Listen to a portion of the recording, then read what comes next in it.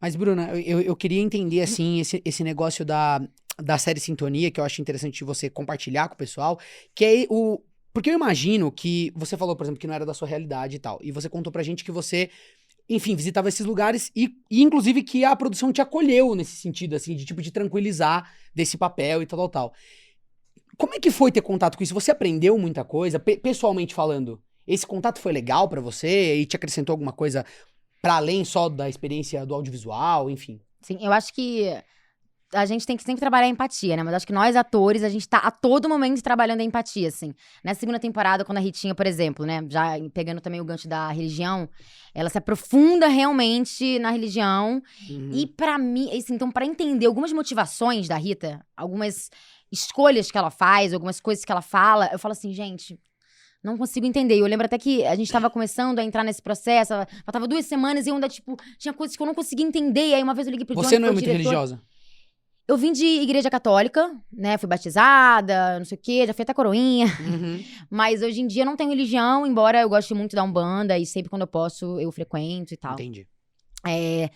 Mas trabalhar essa empatia, né? Seja desse entendimento do que acontece nas comunidades. Que, por exemplo, na segunda temporada eles também falam sobre a briga do fluxo, né? Ai, será que o fluxo vai ser brecado? Será que não vai ser? Entender essas questões que são muito específicas da comunidade. E que pra quem não mora na comunidade, é muito distante esses assuntos. Então, como você também começar a furar essa bolha e compreender pra você entender também as coisas dos personagens, né? Eu acho que também a religião foi muito isso, assim.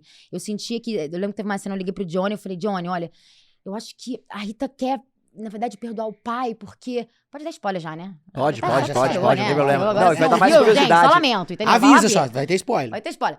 E aí, que aí essa coisa, eu tive uma conversa com a pastora Sueli antes pra falar, será que eu vou pra igreja, eu vou lá ver meu pai, não sei o quê. E eu não conseguia, e às vezes eu ficava num lugar superficial, assim, do porquê realmente eu quero perdoar meu pai, porque realmente eu quero ver meu pai, né, assim, aonde que essa escolha minha de Jesus interfere nessa decisão dela. E aí o meu irmão, nesse processo da primeira pra segunda temporada, ele é 5 anos mais novo do que eu, ele tem 20, e aí ele se converteu pra igreja evangélica, então eu pude acompanhar um garoto com a mesma idade da Rita, que fala de Jesus com um olhar apaixonado, que é inspirador, assim. Então, pra mim, foi muito inspirador. E aí, eu lembro que eu não tava conseguindo, eu falei, Vitor, vamos começar a estudar a Bíblia? Ele, vamos fazer um devocional. Eu falei, devocional? Beleza, vamos fazer um devocional. Então, toda semana eu estudava com ele, aí o Bruno Gadiol também, que fez o Levi, a pastora Sueli também, a gente fazia com ele. Então, a gente sempre lia a Bíblia, conversava sobre a Bíblia, entendia como é que era ler a Bíblia. Li a Bíblia na série? Não li, mas pra mim fez total diferença. E eu lembro que depois dessa primeira semana de estudo com ele, eu já tive um insight da cena, já entendi o rolê, que eu falei assim, caraca, agora eu consegui compreender. Ela não tá indo perdoar porque, foi difícil pra ela, porque ela quer falar na igreja, porque ela quer ser aceita. Não, ela falou porque Jesus morreu na cruz por ela, pelos pecados dela. Quem é ela pra não perdoar o pai, sabe? Então é uma coisa que ela tá exercendo a religião dela. A religião fazendo dela. o perdão, né? Praticando Exatamente. o perdão. Então, é porque essa coisa do perdão também ficava, às vezes, na minha cabeça, um lugar muito estereotipado, né? Que fala, essa coisa de perdoar, gente, balela, né? Ficava meio...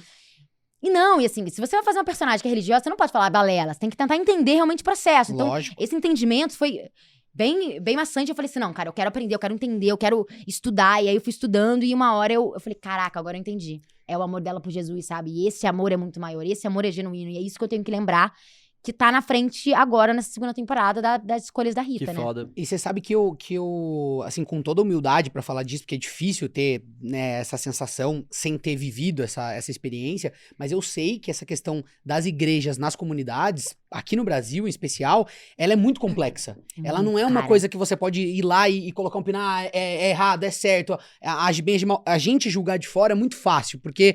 A gente tá falando de uma realidade onde as famílias são às vezes, não existem. Às vezes você tem uma estrutura familiar totalmente quebrada. Às vezes a melhor referência de pessoa, muitas vezes, é o pastor. Muito, Exatamente. a família do pastor, que é o exemplo. Não, e que salva a vida de alguém, às vezes, com coisas... Lógico, as igrejas têm projetos sociais também, mas às vezes essa salvação vem de outra forma, vem com um diálogo, vem com uma conversa, vem com, poxa, hoje você estava aqui na igreja e não estava em outro lugar que poderia ter feito uma escolha, enfim, errada, tal. Então, e lógico que isso existe num ecossistema mais complexo ainda, onde, né, muitas coisas coexistem. Então, eu também não sou religioso, mas eu passei a ter um respeito, assim, sabe? Pelo menos pela pauta, assim, de saber que não é tão simples quanto parece. E eu sinto que o pessoal que é um pouco mais vamos dizer assim, progressista, tende a ter um julgamento muito automático, assim, sabe? Ah, não, Sim. é pentecostal, é nojento, e eu acho que quando a gente fala dessas situações, a coisa é um pouco diferente, assim. É.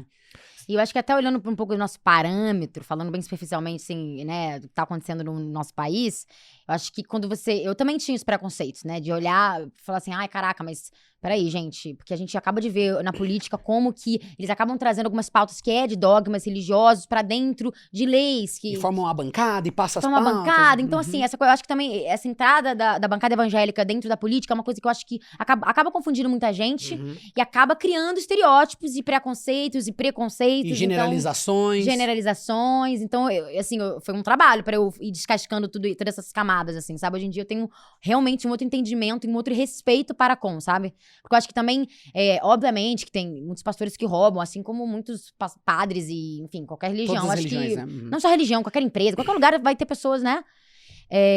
Mas eu acho que a gente também tem que entender que é um lugar que acolhe, principalmente as igrejas dentro da comunidade, que eu acho que é um lugar que o Estado não está. O Estado, ele não está nesse lugar e a igreja está ali dando suporte, né? Meio que faz um trabalho que o Estado deveria fazer, que é de dar cultura, que é de dar educação, que é de dar saúde, que é de dar uma ajuda psicológica pra pessoa, que é de dar fé, que é de dar esperança. Eu acho que a igreja dá muita esperança pras pessoas que estão perdidas. E tem esse lance da congregação também, né? De juntar as pessoas. Então você tem pessoas no mesmo ambiente que estão passando por dificuldades e um segura a mão do outro. Eu acho que... porque assim, eu fui de... Eu até os 14 anos e tal, era de igreja evangélica e isso é muito poderoso. Ah, você era de igreja Aham, evangélica? aham. Garota? Então assim, lá no interior... Poxa, é muito poderoso isso. Então tem alguém que tá com uma doença, alguma coisa assim. Essa congregação, ela é muito benéfica psicologicamente Muito. falando. Principalmente em lugares onde não tem tanto apoio. É o que você falou. Se tivesse uma estrutura escolar de ponta e as crianças pudessem ter ensino integral, tal, acho que se questionaria isso de outra forma. Agora, no lugar onde o Estado não tá presente, realmente fica um pouco, né? Eu acho que a igreja seria um adendo e não seria a base de tudo, se o Estado tivesse presente, sabe? Sei lá, vejo eu dessa forma, né?